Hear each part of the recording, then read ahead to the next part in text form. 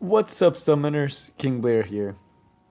Today we're going to be taking a look at my list of the top 5 monsters that come to us. Need to take a look and probably in the next patch buff or add something to them to make them viable and be able, well, not like to make them better as 5 stars. So it's going to be all 5 stars. These are just monsters that are like 4 5 stars, and for all that they do, they're not really like that strong still. And let's just take a look. So number 5, a lot of people have complained about it. I was very caught in between which one of these.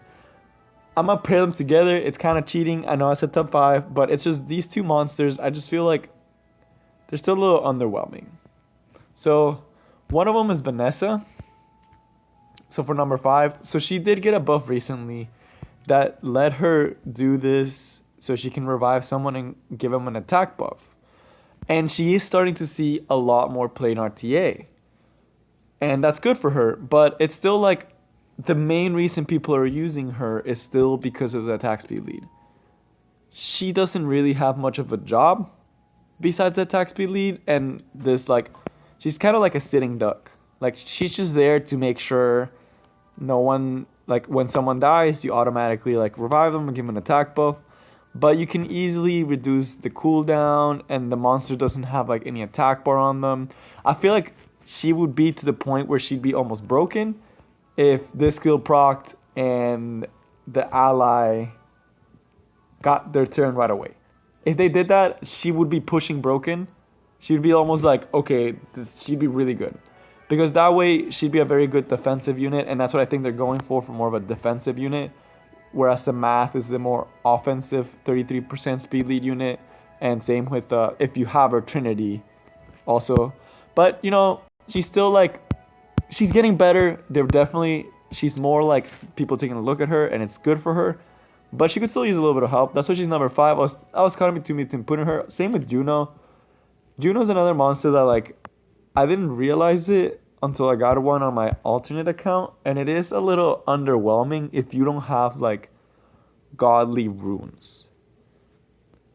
So why do I say that? So typically Juno is a monster you put in arena defense, and you obviously rune her with despair. This skill procs when you have 2 or more debuffs, and it can definitely mess up a lot of teams, especially crowd control teams. This can really mess them up. So she's good to take into crowd control teams, and she does have this strip, but this strip is not 100%. It doesn't 100% strip. It's like all the other oracles, they don't 100% strip.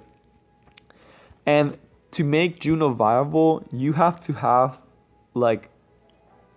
some of the best runes out there, where it's almost to the point where if you have those runes, you probably have the monsters way better than Juno to for your defense.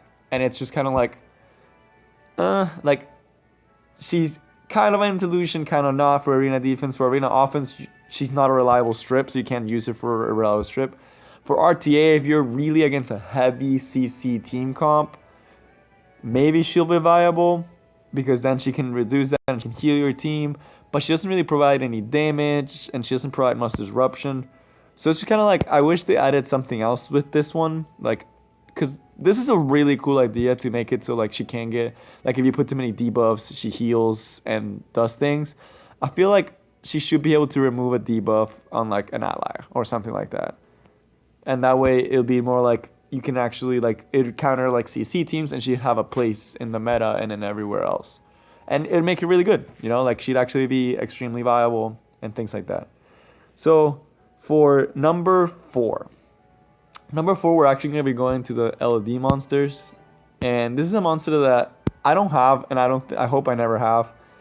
Because she just feels just reading her skills, it's just why would you use her if you have a Samath? And even Vanessa provides a little bit more than she does.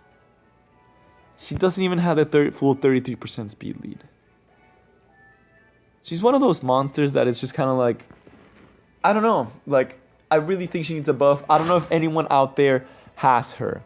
The Dark Sky Dancer.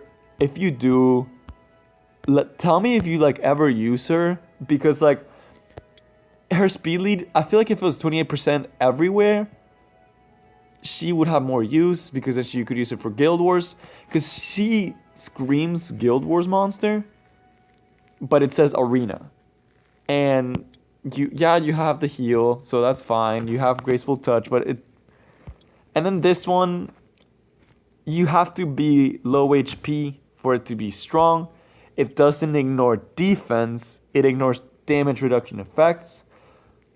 And it doesn't even give you attack bar. Honestly, it's just like, compared to the Light Sky Dancer, who's broken, she's just kind of like underwhelming to me. And even to like, I still feel like Chasun is way better. And even like, I'm gonna mispronounce this so terrible, but Yang, like, I don't know, she's just, for a Sky Dancer, and even she has a place in Necro, she just feels like underwhelming. Like, she doesn't have a place anywhere. All her sisters are like popping off, and she's just kind of there, not really having a job, and kind of like a very underwhelming LD Nat 5 monster.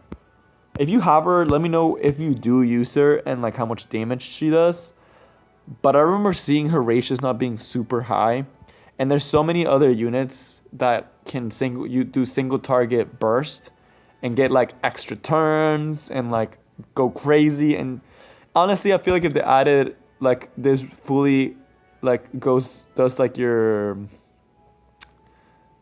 like, if you got attack bar back with this skill, and if it killed the monster you could get another turn, then she'd be really, really strong. But you should have monsters that strong for like a light and dark unit. So number 3, so I'm gonna kind of clump them all together.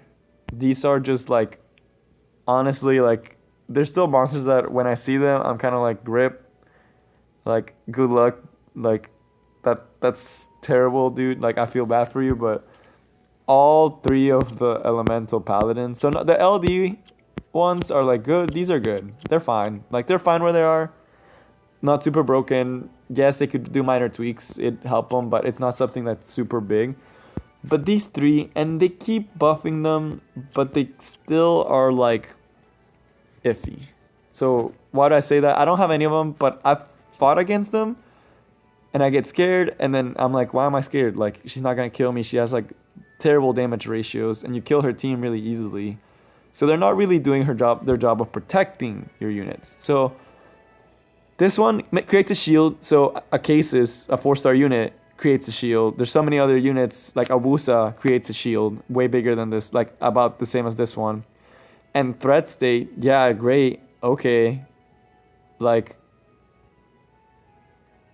the light one has a taunt for everyone. Yeah, she doesn't provide a shield, but it's a taunt. Like, so few times will this actually be something that's like viable. And then all this one does is essentially like one enemy, and like there's a Hall Heroes monster that does this, and then this is just like, yeah, you get immunity. So she's hard to kill, don't get me wrong, she's actually really hard to kill. She's annoying to kill.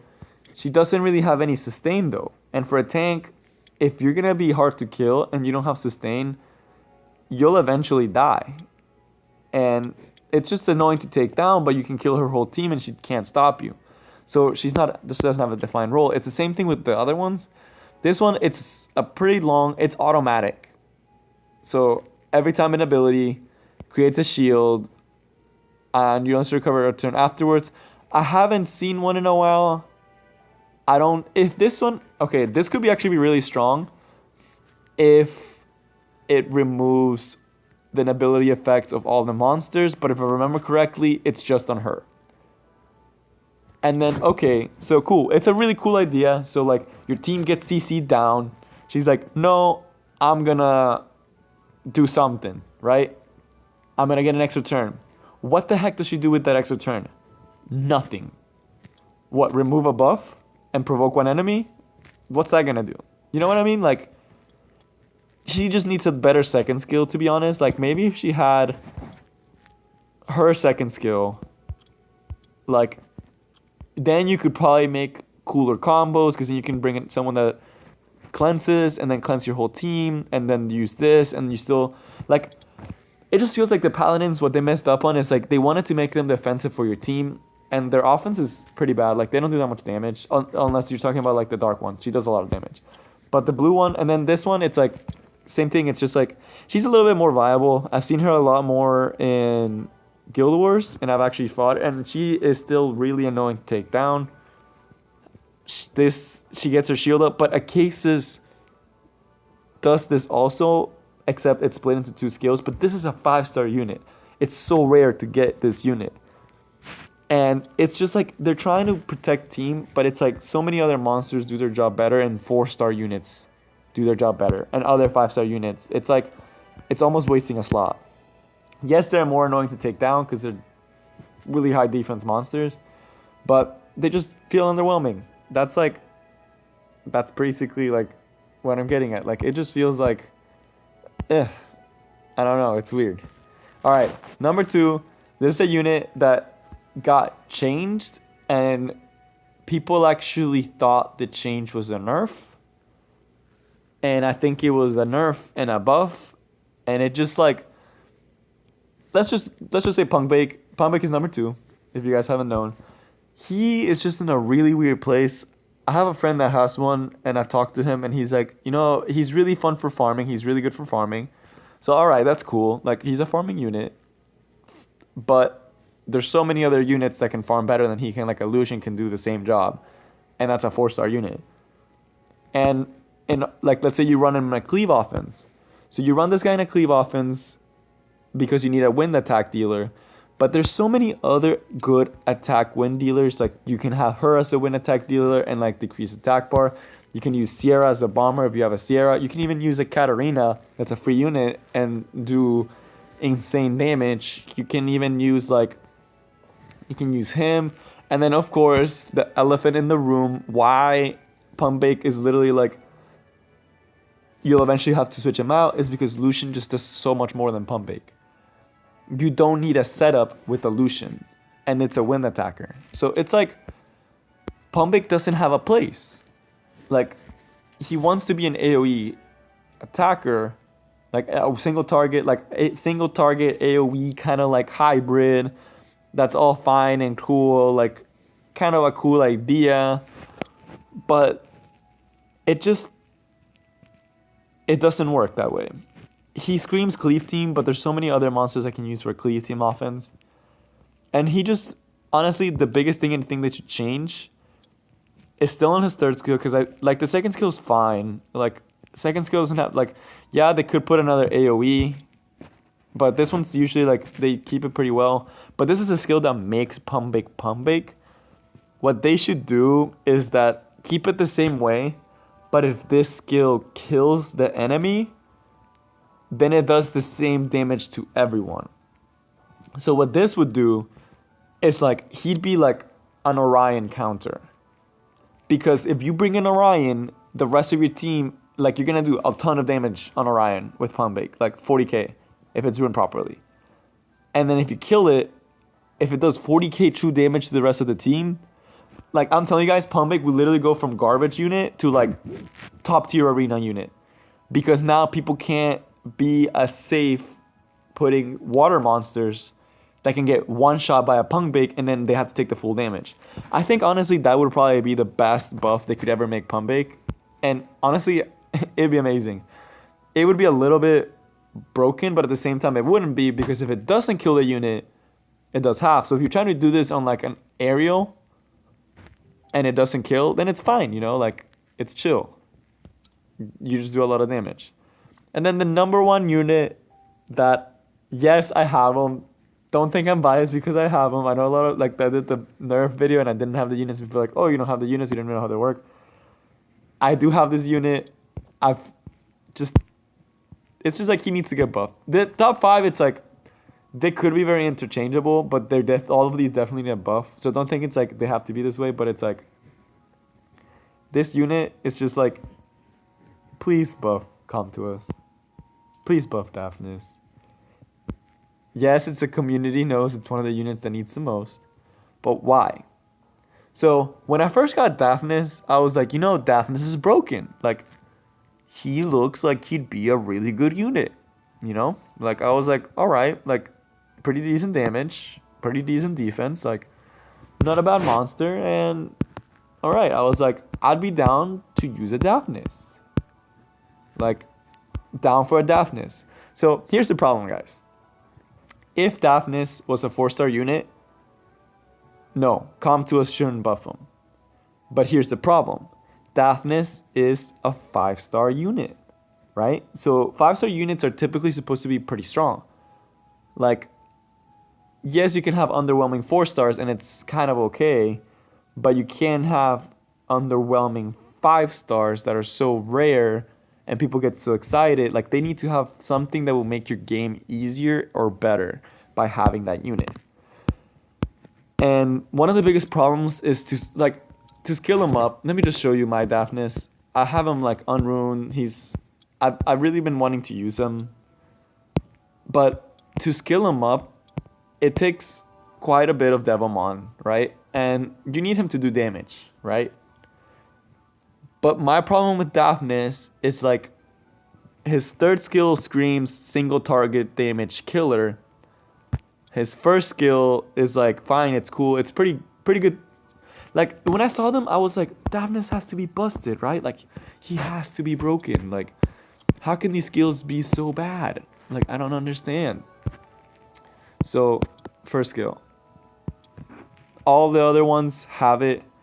It's proven time and time again how strong Serenity really is. It's pretty good. It's really good. Overwhelm. Everybody wants an increased cooldown, right?